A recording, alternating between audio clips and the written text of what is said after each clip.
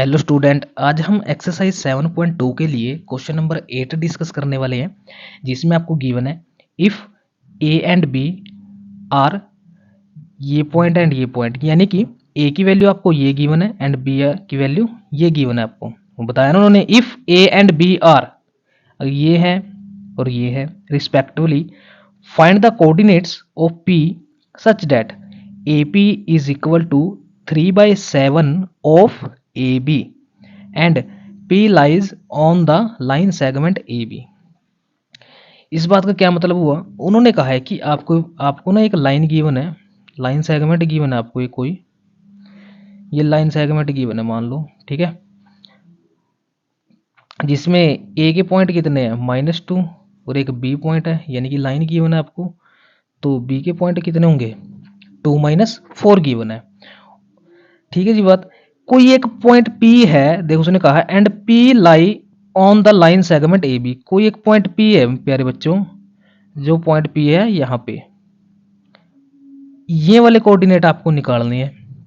तो ये कोऑर्डिनेट आप तभी निकाल सकते हो जब मेरे को पूरी लेंथ पता हो। तो पूरी लेंथ पता हो या मेरे को रेशियो पता हो, मेरे को कुछ तो पता होना चाहिए। तो जो ये आपको डेरिवेशन दिया यहाँ पे, इस बात का क्या मतलब हुआ?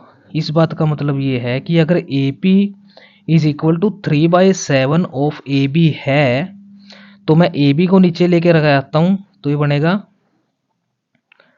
3/7। इस बात का ये मतलब हुआ कि ए पी की जो लेंथ है वो कितनी है 3 और ए बी की जो लेंथ है वो कितनी है 7, यानी कि डिस्टेंस की बात कर रहे हैं हम यहाँ पे। ठीक है जी बात। तो ए पी का डिस्टेंस कितना है 3 यूनिट, ए बी का डिस्टेंस कितना है 7 यूनिट, यानी कि मेरे को पता लग गया कि ए से लेकर के बी तक का जो डिस्टेंस है वो कितना है 7 यूनिट। ठीक है जी बात। और ए पी की भी उसने बात की है, ए पी का कितना डिस्टेंस है 3 यूनिट। तो क्या मैं बीपी का निकाल सकता हूँ? बिल्कुल निकाल सकते हैं बीपी का।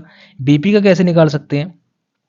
मेरे को पता है कि टोटल डिस्टेंस में से अगर मैं एपी का डिस्टेंस माइनस कर देता हूं तो मेरे पास बीपी का डिस्टेंस बच जाएगा, यानी कि BP is equal to A B minus में ए पी, यानी कि ए बी की वैल्यू 7 थी और ए पी की वैल्यू 3 थी, तो मेरे पास कितना आंसर आ गया 4 यूनिट, यानी कि ये मेरे को पता लग गया कि ये कितना है 4 यूनिट्स।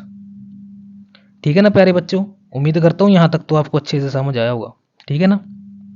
यहाँ पे क्या किया था हमने कि ए पी और ए बी आपको डिस्टेंस गिवन है, तो ए पी का डिस्टेंस 3 यूनिट था, ए बी का डिस्टेंस 7 यूनिट था, तो हमने वैल्यू पुट कर आंसर निकाल दिया। अब मेरे को पता लग गई कि जो ए बी लाइन है वो 3:4 में डिवाइड है, यानी कि ये m1 की वैल्यू हो जाएगी ये m2 की। तो अब हम क्वेश्चन निकाल सकते हैं जो हमें कोऑर्डिनेट निकालने हैं। उसने कहा है ना P lie on the line segment A B और find the coordinate of P। ठीक है ना बात। तो आपसे P के कोऑर्डिनेट उसने पूछे हैं तो हम P के कोऑर्डिनेट बता देंगे। तो सेक्शन फॉर्मूला हमें पता है क्या होता है। क्या होता है सेक्शन फॉर्मूला प्यारे बच्चों? सेक्शन फॉर्मूला होता है, सेक्शन फॉर्मूला अगर x के कोऑर्डिनेट निकालने हो तब हम करते हैं कि x1 m2 plus x2 m1 upon में, आप इनको आगे पीछे भी लिख सकते हो भाई, ठीक है, जरूरी नहीं। ठीक है ना बात। और y के अगर कोऑर्डिनेट निकालने हो तो y के क्या हो जाएंगे y1 m2 plus y2 m1 upon में m1 प्लस m2। तो x के कोऑर्डिनेट की बात करते हैं। x1 हमारे पास कितना है -2 और m2 कितना है हमारे पास 4 प्लस में x2 कितना है 2 और m1 कितना है हमारे पास 3 अपॉन में 3 + 4 करेंगे तो 7 आ जाएगा। y की बात कर लेते हैं।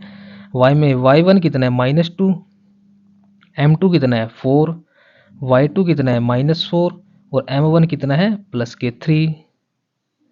तो नीचे क्या आएगा 7 आ जाएगा, m1 + m2 का सम। ठीक है। अब यहाँ पे अगर मैं इसको सॉल्व करना चाहूँ तो ये बनेगा 4 × 2 = 8, वो भी माइनस के, और ये बनेगा +6। -8 अगर मैं माइनस कर दूँ 6, यानी कि -8 + 6 कितना आंसर आएगा -2, तो ये बनेगा -2/7। और यहाँ से अगर मैं y की बात कर लेता हूँ तो ये बनेगा 4 × 2 = 8, वो भी माइनस के, -8 -12, कितना हो जाएगा -20, तो आ जाएगा -20। तो मेरे पास पी के जो कोऑर्डिनेट आए हैं, जो उसने क्वेश्चन में पूछा था हमसे, वो कितना आया -2/7 और -20/7। तो ये आपके पास जो है कोऑर्डिनेट निकल के आ चुके हैं। तो उम्मीद करते हैं कि आपको क्वेश्चन नंबर 8 जो है वो अच्छे से समझ आया होगा। तो प्लीज़ वीडियो को लाइक शेयर एंड सब्सक्राइब कीजिए। Thank you so much for watching a video.